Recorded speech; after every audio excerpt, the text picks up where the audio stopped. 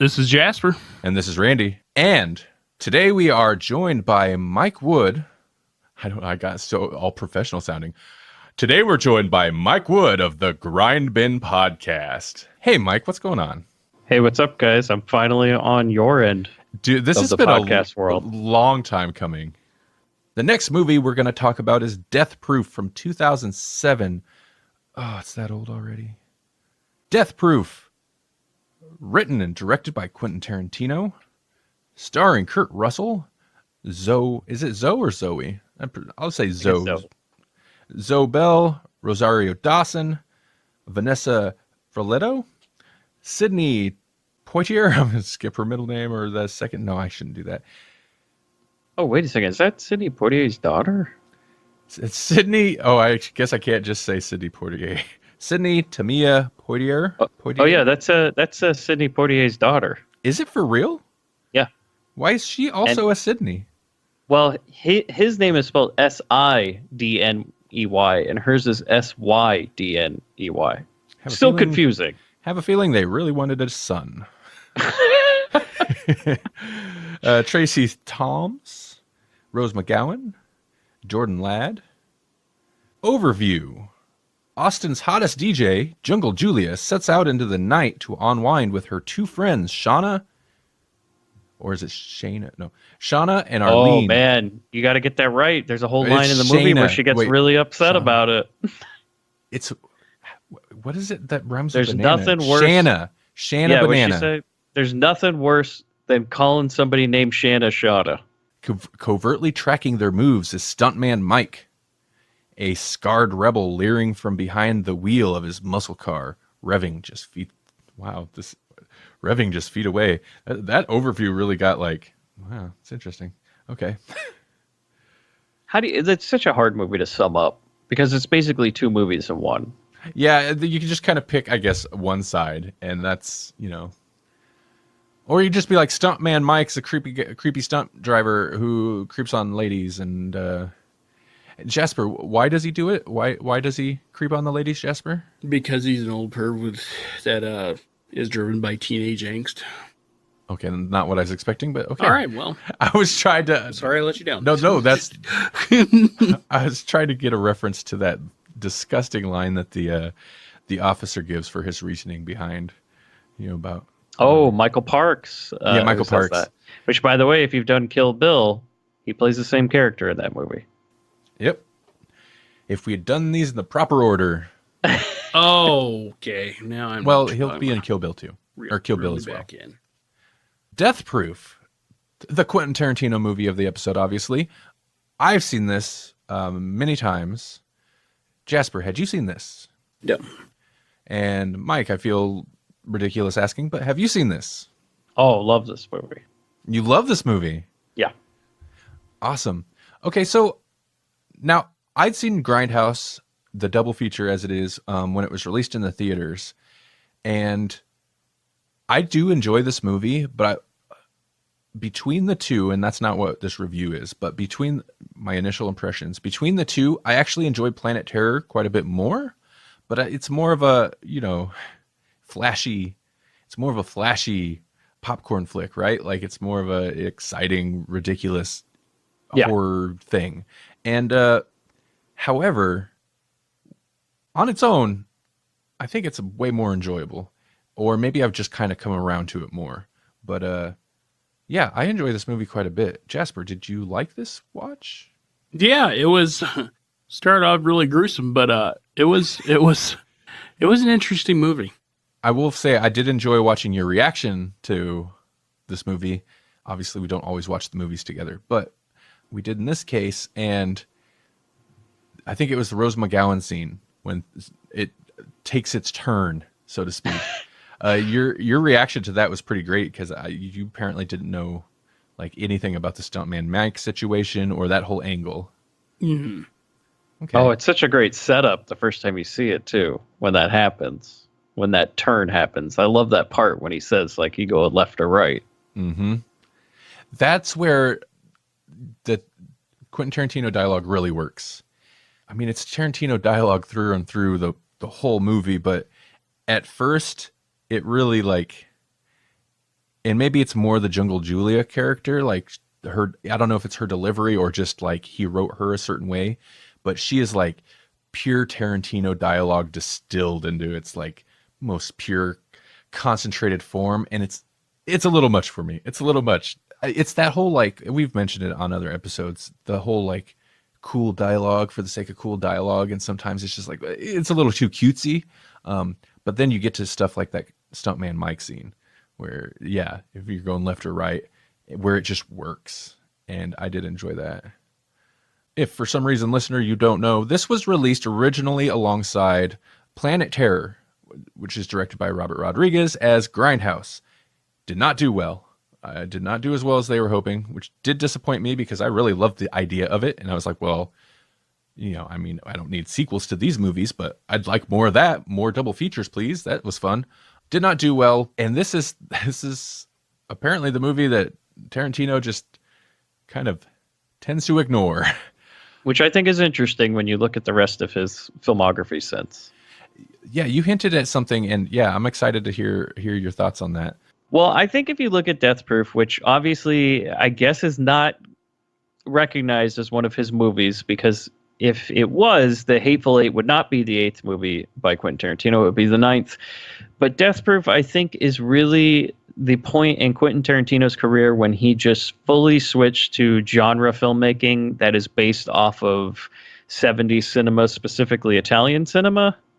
Because Death Proof is where he just kind of, and I think in the middle of the movie, you see, remember the part where it goes from scratches to all of a sudden it's clean? Yep. And we're now in modern day. It's almost like, and I know this is weird to say, but like a reborn Quentin Tarantino is that like he's bringing this out of a different era.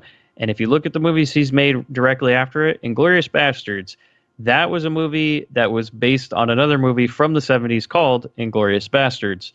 Now, it's not the same movie, but Inglourious Bastards, the original one, is a 1970s movie starring Fred Williamson and a couple other guys. And they basically play American soldiers who go behind enemy lines into Nazi territory to stop the Nazis from having a nuclear bomb. And they do the whole thing where they go undercover and all of that. He basically took that idea, made it into a completely different movie, which is Inglourious Bastards, the one from 2009. Django Unchained. Django is specifically a term they would use for movies. Specifically, everybody knows Django starring Franco Nero. It's his, I believe the first one was the late 60s. And they made quite a few sequels to that one with Franco Nero, who appears in Django Unchained. But Django was a name they would use for all sorts of Italian productions back in that time where the character's name would be Django. And Hateful Eight, that is a really reminiscent to me of a spaghetti western mixed with a giallo film, which is like Italian cinema and all sorts of twists and turns. And it could take place in one room or two locations. And there's all sorts of characters that have backstories together, and it gets crazier and crazier. And in my opinion, if you look at it, ever since Death Proof, he's kind of just flipped the switch and said, I'm just going to make the movies that I've always loved to watch. And that is 70s cinema, mostly I'd say Italian cinema and some American productions. So. That's super interesting. And I mean, obviously you haven't seen it, so you couldn't say, but where do you think Once Upon a Time in Hollywood will fall into that? Well, looking at that, it looks very reminiscent of like a 60s or 70s low budget Hollywood type of production. Okay. There is definitely that switch during the movie, though. It does go from scratchy, I mean, the first half of the movie to the second half. The second half feels, I like the second half more, but I like where the first half goes more. The first half goes horror movie, and the second half is your more typical 70s car chase thriller type thing. I guess primarily only because it doesn't end with a whole bunch of deaths. But yeah. Oh, you didn't like the car tire to the face? Oh, I love it, dude. I mean, which sounds perverse to say, but did you what now? Okay, when that happened, did you turn to Jasper to see the reaction? I watched his reaction through the whole thing. As soon as I don't know. As soon as like that scene starts, not the actual like death scene, but as soon as they're in the car, she's got her leg sticking out. You said this is going to make me not ever want to put my leg out the window, isn't it? Like, yep. So what were you expecting going into this, Jasper? And how did it strike you? I thought at first it was going to be like he drove by and knocked her leg off, or or he slammed into the car. But I didn't think it was going to be like go through the car and then in through them. I didn't see it as like a horror film. I thought it was going to be just kind of like what we watched with Vanishing Point, but I mean it turned quick. Turned quick. I just like how he approaches that scene because, pun intended, it's got impact, but just doing it 4 times from the point of view of every character in the car, I like, and then culminating with the tire to the face, where he like you hear the engine rev up as soon as the tire hits her face, so it's literally peeling out on her face. It's so ridiculous and over the top, but not. It's I don't know. I love it though. It's extreme. The leg skidding down the road. Oh God, it's so gross. Now I think there's some interesting parallels between this and the first movie, where if you look at the character of Stuntman Mike, right, he has to build a car that is death proof, right? So he's purposely making a machine that will allow him to escape death, which is the exact opposite of Kowalski, right? Yeah. And he also drives a black car as opposed to a white car. And he's also trying to cause harm to people. It's almost like he's the exact opposite of Kowalski. Yeah, that's pretty interesting. He's the anti-Kowalski. Yeah. Where he doesn't, they say he got banged up in that first accident, but we don't really follow him at all after that point until he comes back in towards the end of the second half of the movie. Yeah, we just see 18 months later, his car's back, he's back like nothing happened. And it's played for laughs, but I find it interesting that he's supposed to have been a stuntman. You assume he was actually a stuntman at some point, and stunt people are tough. However, he turns into like he just wailing, weeping like towards the end of the movie. Like he gets shot in the arm, and I'm sure that sucks, but he just looks so weak. Like as soon as like the attack is pointed at him, he completely is just coming apart. So yeah. I don't know. I find that pretty interesting. Well, I wonder if he's supposed to kind of represent death, because the women that he chooses, like not necessarily like they've done anything bad, but they're immoral, I guess, amoral, right? So like they all do drugs, they talk about adultery, they're stealing at one point. There's all sorts of things they do that like I guess get classified as like those 7 deadly sins, right? Mm-hmm. And he selected these girls for a reason. We don't really find out why, but we do know that like, well, in the case of Jungle Julia, for example, vanity plays a big part of it. And he seems to take exception with that, especially when talking to her at that one part with the billboards all over town and all of that and how he treats her. And I just feel like, is he supposed to be like that Charling Rampling character that got cut out of your movie for Vanishing Point? Is he supposed to be kind of like the embodiment of death, like the Grim Reaper, like that he's coming to collect? And I don't know if that's intentional or not.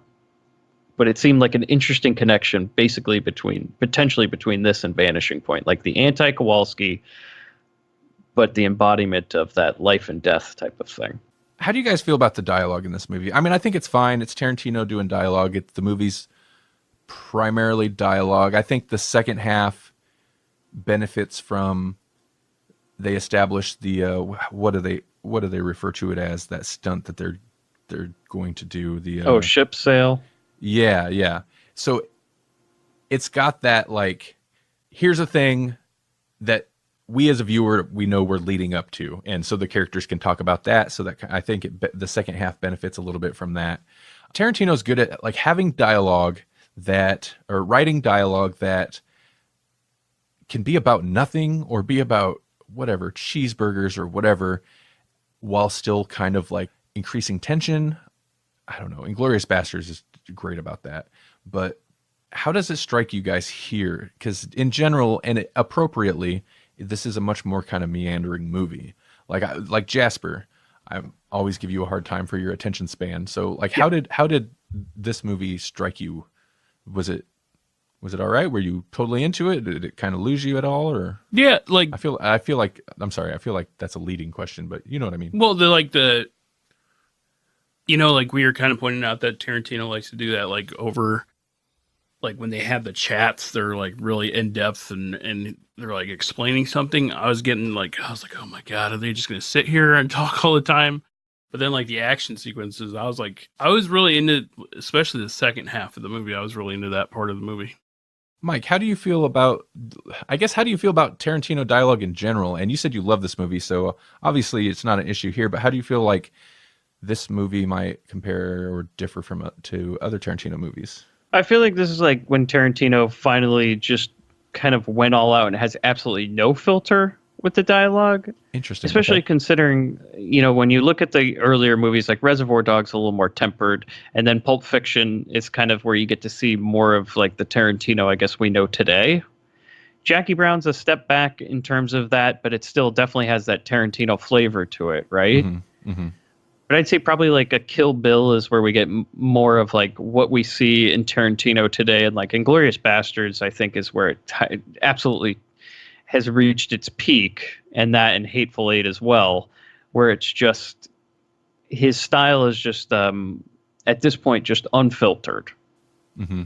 And I think it's an acquired taste. I think in the sense of the first half of this movie, and I'm not sure it's intentional or not, the characters are almost unlikable. Yeah, I agree. And that like Jungle Julia does not come off as being cool. She comes off as being a jerk. That's got to be intentional, right?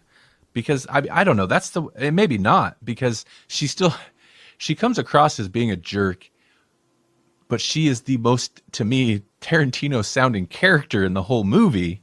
So maybe it wasn't intentional. Maybe whatever. Maybe that's just the attitude he likes. But yeah, but then you have like the Rose McGowan character who's like, what is she doing? She almost sounds like a Mae West type of character or something. Like, what is going on? Yeah. I mean, beyond the fact that beyond the kind of stylistic change, because there is a kind of a style change in the first half of the movie, and maybe he used some alternate footage for the like solo movie release. It's been a while since I've watched it, so I couldn't say for sure, but there's even scenes where he kind of emulated the kind of somewhat rough camera work of a lower budget, quickly produced movie where, like I want to say, there's a shot where they're all talking at the table and the camera it doesn't jerk, but it like noticeably and awkwardly pulls back before then going in towards a kind of a slower kind of pan up towards, I think, Jungle Julia. But it's a camera move that perfectly emulates bad camera work. And watching it this time, I'm like, I know like that's kind of the thing, especially the beginning part of this movie has some rough cuts, some obvious jump cuts, it's intentional. It's supposed to be like a rough film. But I'm still surprised he did it. Like, he would kind of compromise the shot to do it that way. But by the second half of the movie, like you said, the film grain stuff, like it's cleared up, the extra unnecessary film grain and the scratches, is gone. And so is any of that kind of rough cuts, the jump cuts, and that and any of the rough camera work, the intentionally rough camera work. Yeah, it almost becomes a completely different movie, which is kind of like why I find this movie so fascinating and why I like it so much, is that it seems on the surface like such a small, dumb movie. But every time I go back and watch it, there's more stuff that's just... It's like, for me, I'm a huge Stanley Kubrick fan. And like, I think most people would regard Eyes Wide Shut as being like a failed masterpiece, right? And I don't know if you guys have seen that movie or not. I have. I think I've seen it, but it's been a long time. Yeah. But like Eyes Wide Shut, to me, Death Proof is like that for Tarantino, because every time I go back and watch Eyes Wide Shut, I find something new and fascinating about that movie that I never saw before. And I start to realize that it's not that it was a miss, it's just that it's such a deep movie with so many unexplored themes and things that are kind of laid bare. in the film that it's so incredibly difficult to analyze on first viewing. And I know that sounds dumb for a movie like Death Proof, but when you go through it, every time I watch it, there's just something new. And like, yeah, I'm starting to realize like that first part of it is not genuine. Like the whole idea of adding the film grain and the fake movements and the cuts and everything, it almost seems too much. Mm-hmm. And then the dialogue, it's almost too much. Like it goes so far into just like what people would criticize Tarantino for doing. And then all of those characters die. And then we're reborn with a completely clean and new version of almost the same movie. And it's much, much better. Yeah, that's super interesting because I find the characters much more tolerable in the second half. The dialogue, it's still, it's very talky. It's Tarantino dialogue, but I don't find it as that kind of cute. I don't find it as cutesy, and in a way, I guess another way is kind of gaggy. Like it's not as overdone as the first half of the movie for sure. I mean, did you guys feel bad when the characters in the first half died? I wouldn't say not really. Interesting. Like the only one, the way they die, yes. Honestly, yeah, but like you weren't rooting for them, were you? the only one that I really found somewhat likable, and I think maybe this is just because the movie makes a point to, well, stuntman Mike himself points out kind of a vulnerability in her, but it's the chick that gets the tire to the face. But she's also the one that sees it coming and kind of embraces it, closes her eyes. But then she's also kind of a jerk. Yeah. Oh yeah. Yeah, for sure. They all are. Because I think like what your only protagonist really in this movie, like I guess by default, the only character that you kind of root for, I guess, well, the three girls really, but like Rosario Dawson kind of like almost by default becomes your protagonist in this movie. Mm-hmm. And she seems like the only one that's almost relatable because everybody else is just living in their own world. Like again, the first half of the movie is like a 70s movie, but like you said, they've added a cell phone, which is very bizarre to me. I still don't know what the point is in all of that first part of the movie. And then like I guess Eli Roth and the other guy, they look like they're out of modern day, but all the girls look like they're from a 70s movie. Yeah, and I mean obviously there's a lot of muscle car. Well, there's 3 muscle cars in this movie, but the other cars are modern day cars. I think the car that the girls are driving is, I mean, it's a smaller kind of 2007 modern car. But the look, like the film itself, but also the character, the girls' style, the clothes, this very 70s. But doesn't it become like a jarring, it's almost a jarring image when we go in that last car chase, which, I'm sure we'll talk about maybe the greatest car chase I've ever seen in a movie. When it goes from the country roads to the freeway and then all of a sudden everybody's driving like modern cars with just this 70s style car chases, it's almost like jarring image when they get onto the freeway and they're like crashing into Escalades and stuff. Yeah, it's really weird. And to me, it almost feels like, well, why not just make it a proper period piece? Like, I mean, I kind of like sometimes on the Grawlix podcast proper, I've talked about Chilling Adventures of Sabrina a bunch.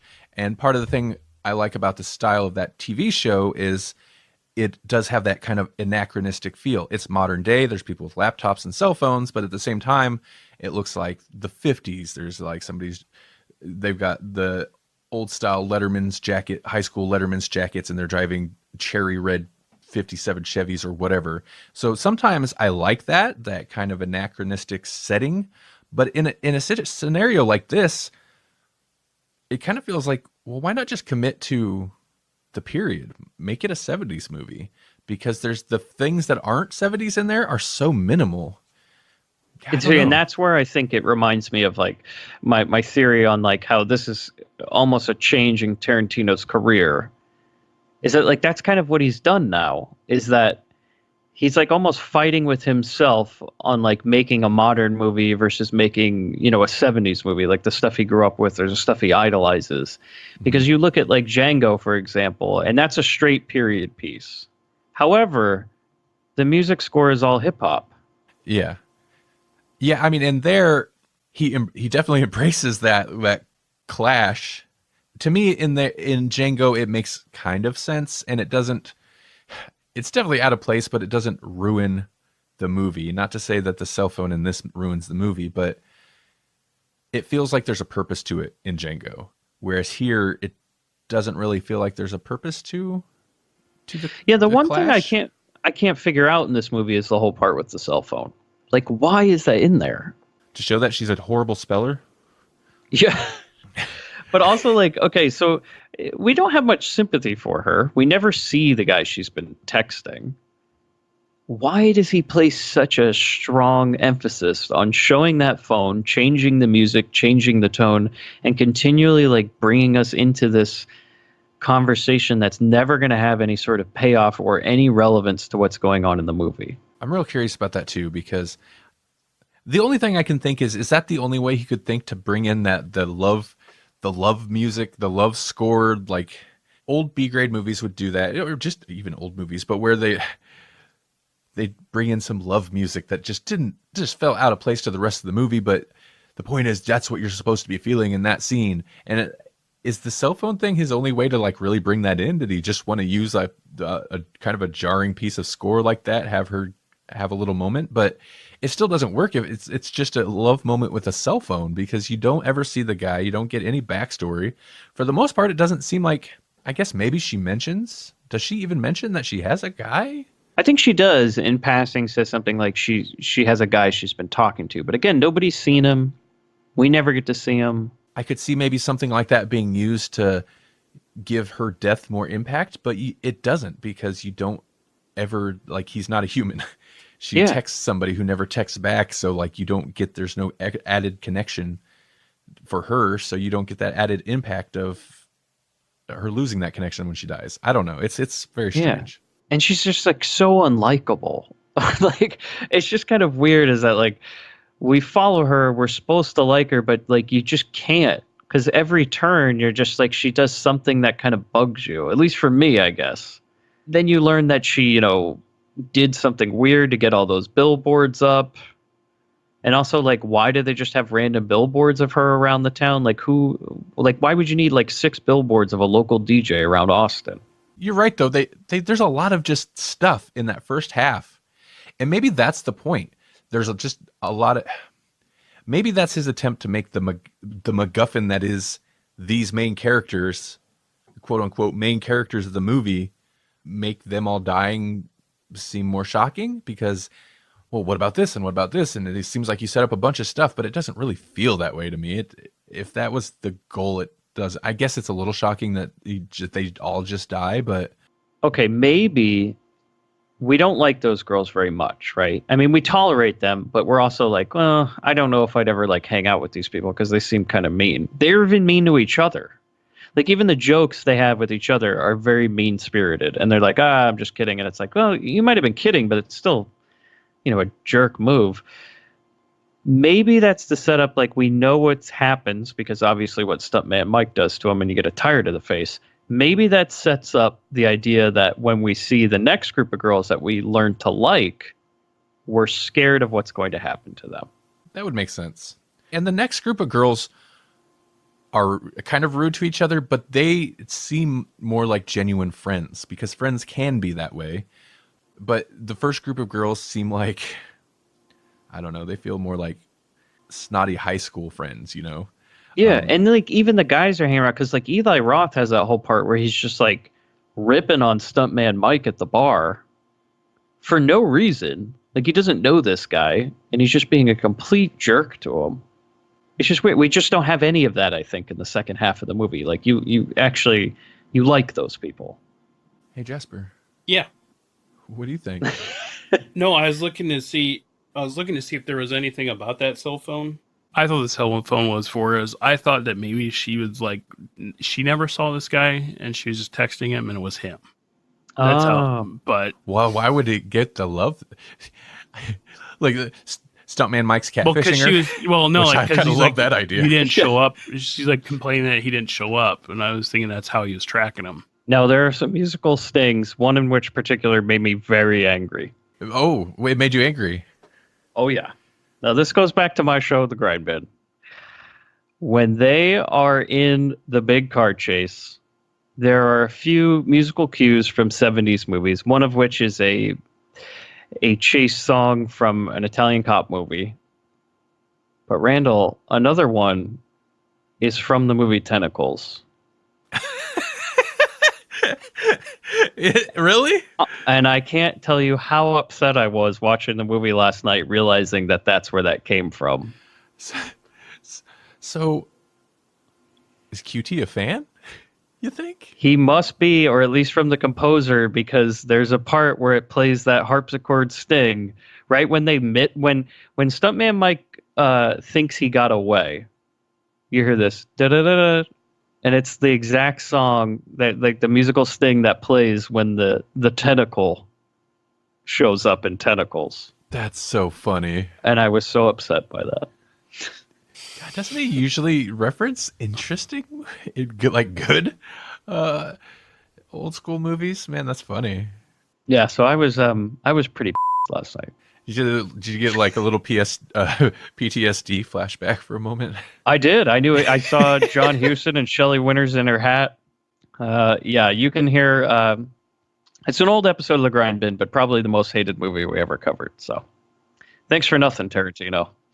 Thanks for nothing. Bringing that up again. So with the car chase in this movie, you said earlier that you like that sense of danger. Mm-hmm. How about this one?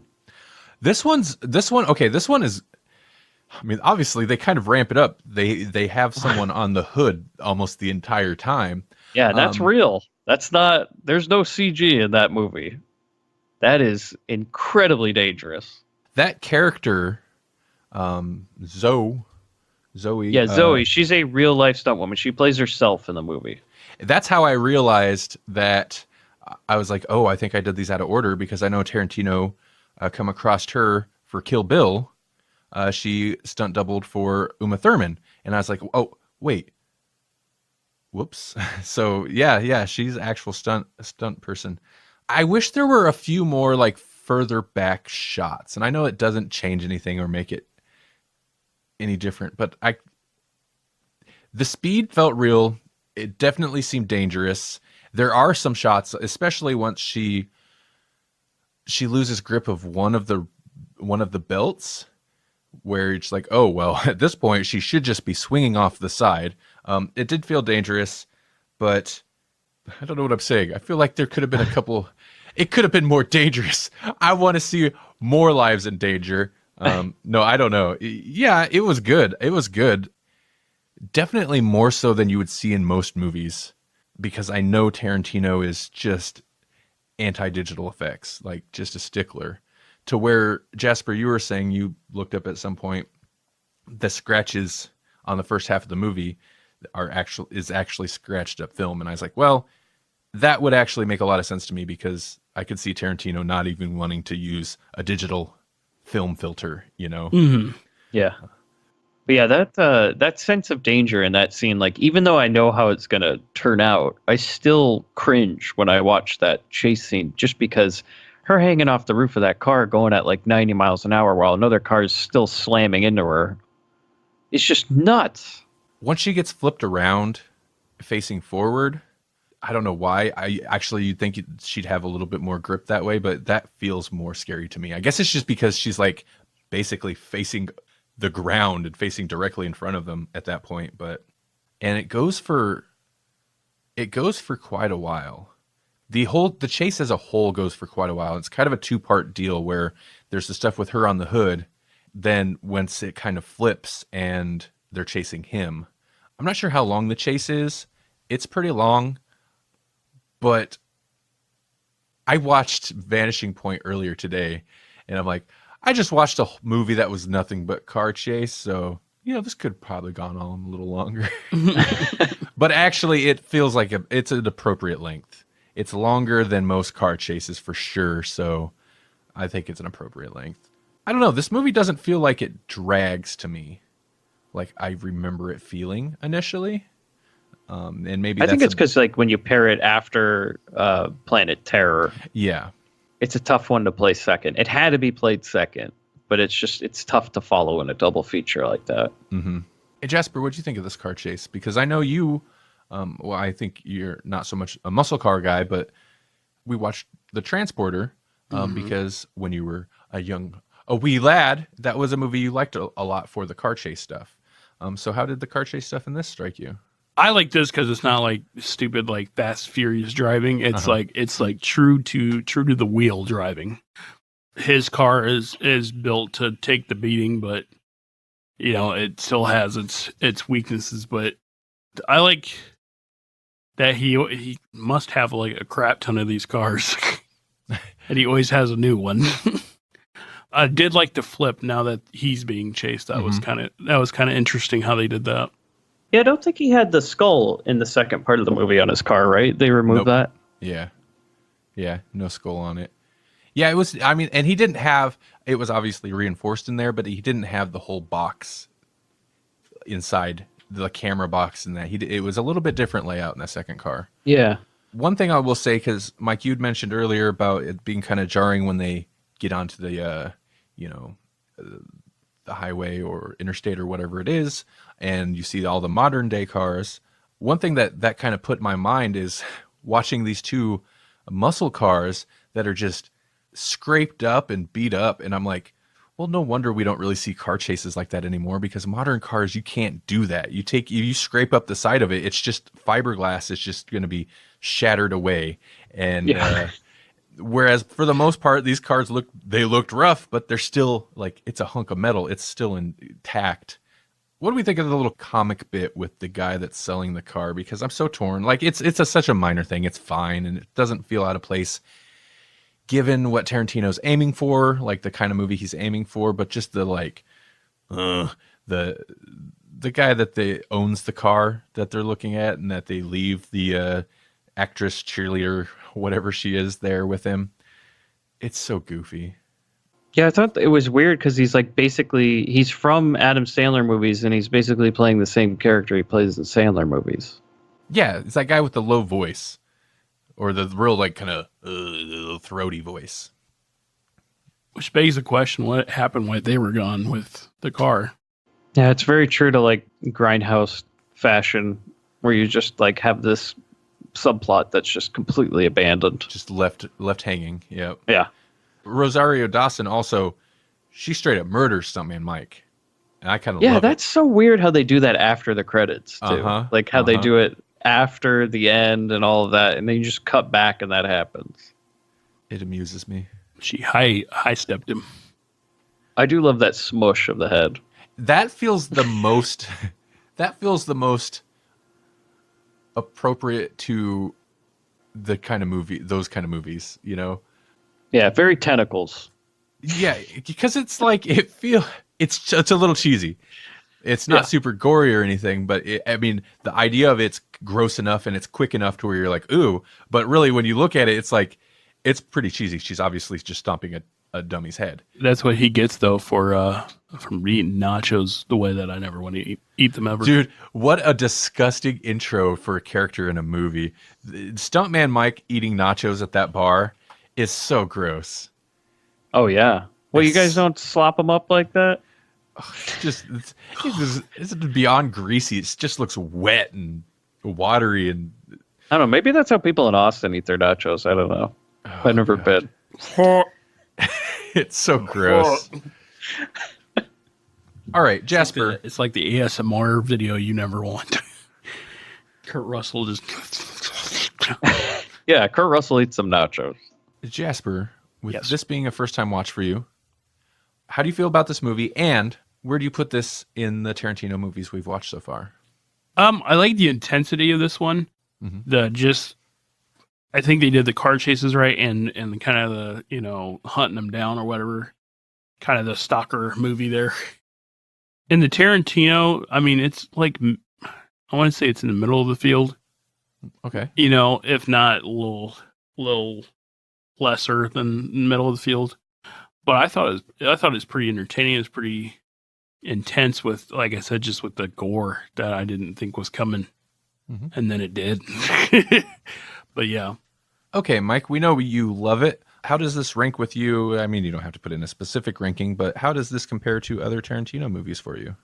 I think it's interesting because like it's not traditionally what people would expect necessarily from Tarantino, yet it is what you would expect. Like, because it's got the dialogue, it's got the violence.